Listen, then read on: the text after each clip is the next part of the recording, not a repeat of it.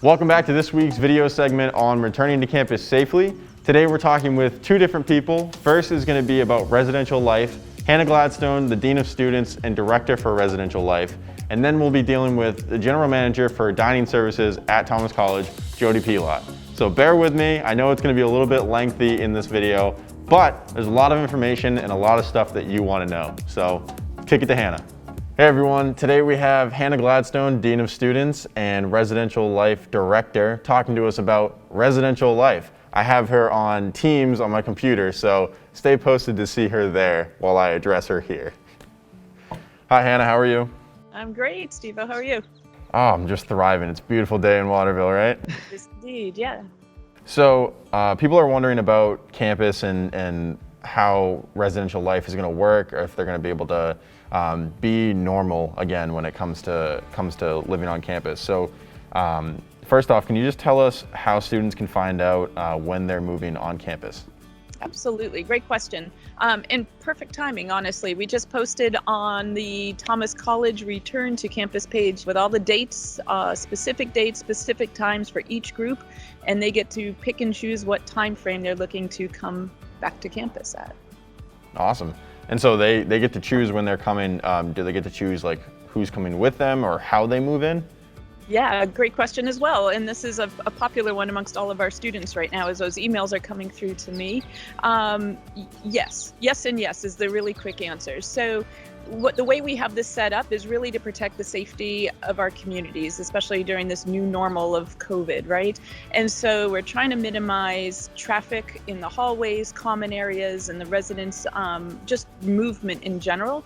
So in order to do that, we have broken students up into smaller sort of move-in groups where they can choose. So they might take this 3-hour block or that 3-hour block. It's really going to be whatever fits for them on that particular day. And that allows us to really break them up into smaller chunks so we don't have so many students and families moving about the buildings on any given point. And to your question, which is a popular one amongst our resident students of, can everybody come to help me? We are asking that students have their car if they choose and no more than one other vehicle with them. So family can come. We're asking that students limit to 4 family or friends who are coming with them. Of those 4 though, they do need to identify the 2 helpers. So we know, move-in day is a big deal for students. This is huge. This is exciting and important days. And we want them to have that family there or friends to celebrate that with them. And we also have to minimize, right? So it's a little bit of a give and take. So we've asked that no more than 4 people, 2 people to help them to move in, and no more than one of those 2 people in the building with them at any given time. Again, trying to reduce that traffic in the residence halls and the hallways, common spaces, to allow for some flow and some social distancing. Absolutely. So that makes sense, reducing the flow and or making sure that there's not too many condensed spaces there. What if someone's coming from out of state? So, we're mitigating the amount of people, but what if someone's coming from a state that isn't regulated by our main CDC? So students are coming from states that aren't on that approved list through the main CDC site. Their best bet is really to take a look at that site, and the link for that is right at the thomas.edu Return to Campus page. We will ask that they are either coming back with that negative COVID test within that 72-hour time frame, or they're able to quarantine for the 14 days that's recommended by the state of Maine. But the details really encourage students to take a look. If they're not from one of those states, get onto that main CDC website to take a look at those requirements. We'll be asking them to follow that.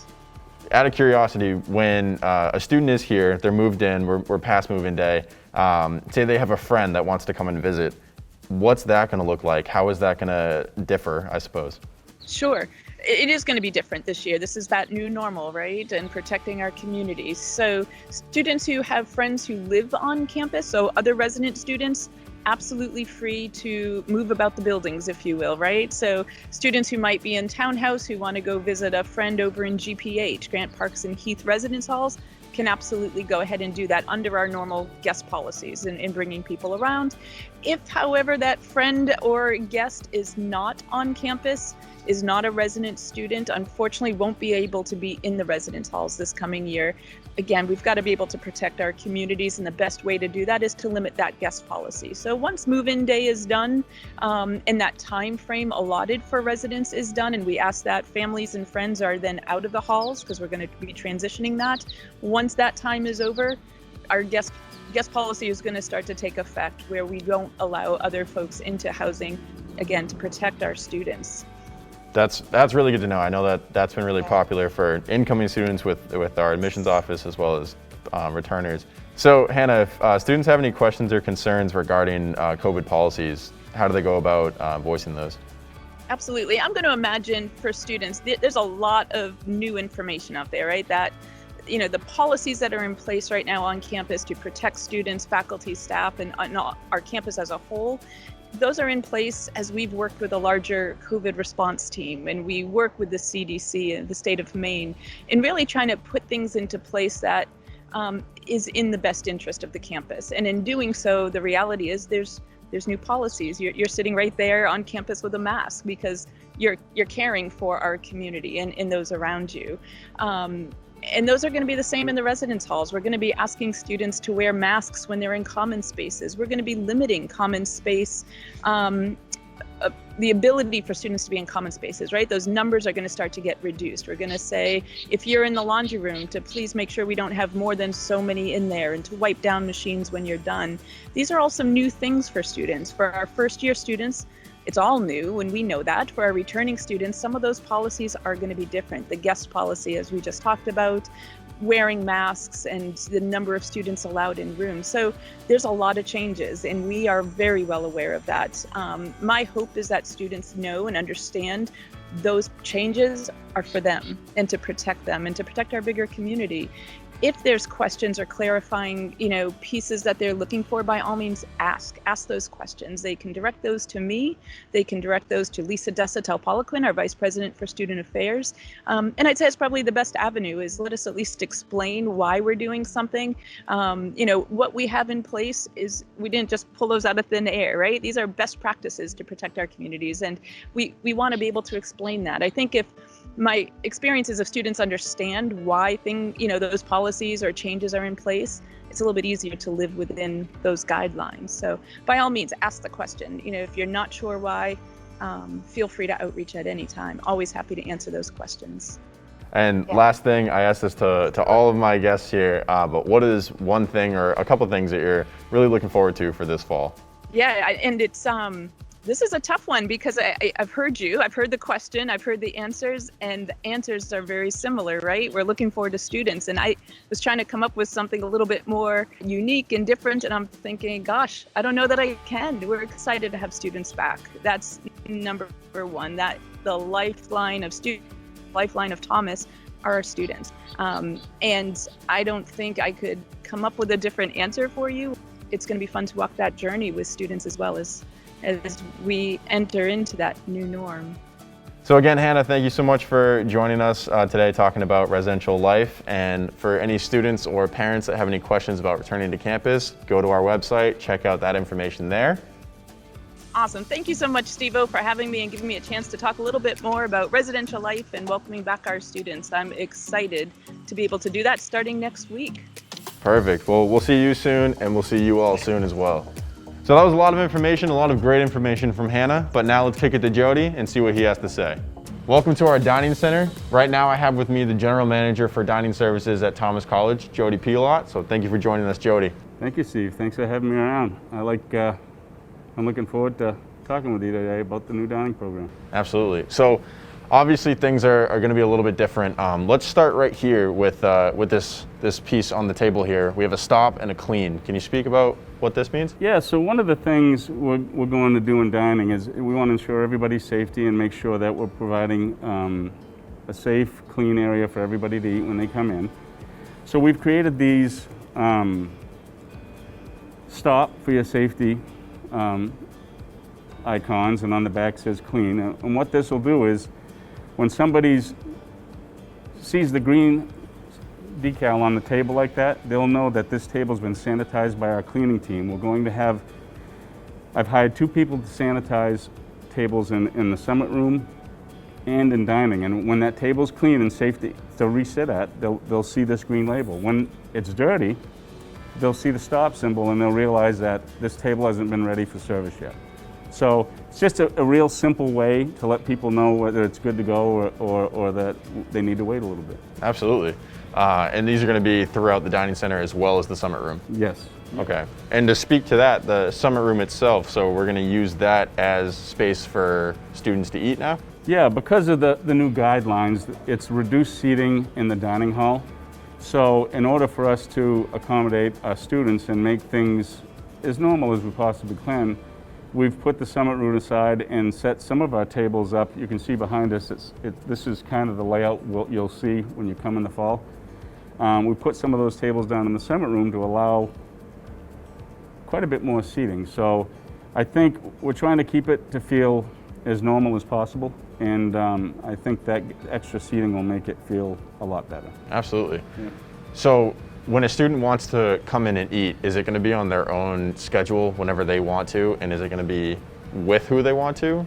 Yeah, so for our students, the good news is our hours of operation haven't changed. It'll still be continuous service. That won't change for them. Because of the reduced seating and because of what's going on in the world, they'll have the option of sitting in groups of 2 or 4. We're trying to restrict it to 4 people because the dining hall is a pretty popular place and a lot of students like to come in and study and things. But with limited seating, we're asking that they observe like a 45-minute window for eating so that others can get in and get out. Yeah, aside from that, it should be pretty much what they're used to. So if a student comes in, they realize they don't want what's in the dining center for just this for their lunch or dinner, what other options would they have for eating? The first thing they have, your 2 retail operations will be set up, ready to go like they always have. So menus are going to be online, you'll be able to see that and if you sign up to the Bite app, that's where you can get the most pertinent and up-to-date information. But so they'll be able to use either retail location for that. They'll still have Simply to Go options available, and the dog pound will have pizza and the things that their students love. They'll also have the Simply to Go program that we've always had. It'll be a little bit different than what we've done in the past, and we're working on that now, but it'll still be, they'll be able to come in and get a grab and go option like always, which I think a lot of students may choose to use.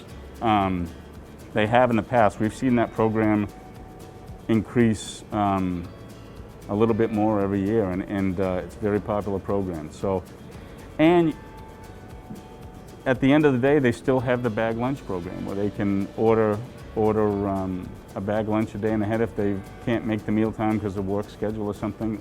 That's still available to them too. So when I was a student, all those years ago, a year ago, I got to know the staff on more of a personal level.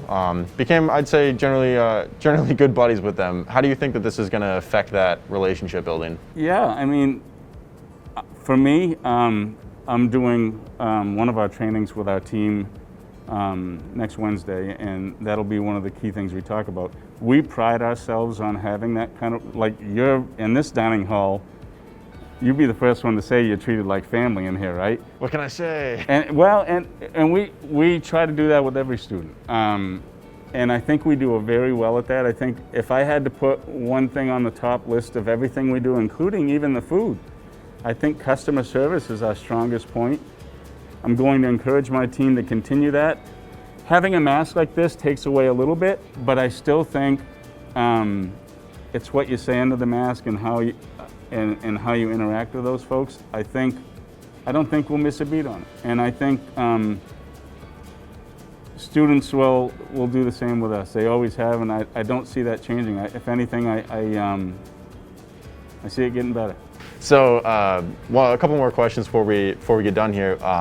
But so, can staff and faculty still use this facility? Say I forgot lunch today, can I come up and get a bite to eat? It's not uncommon to sit and have lunch with the president on a daily basis.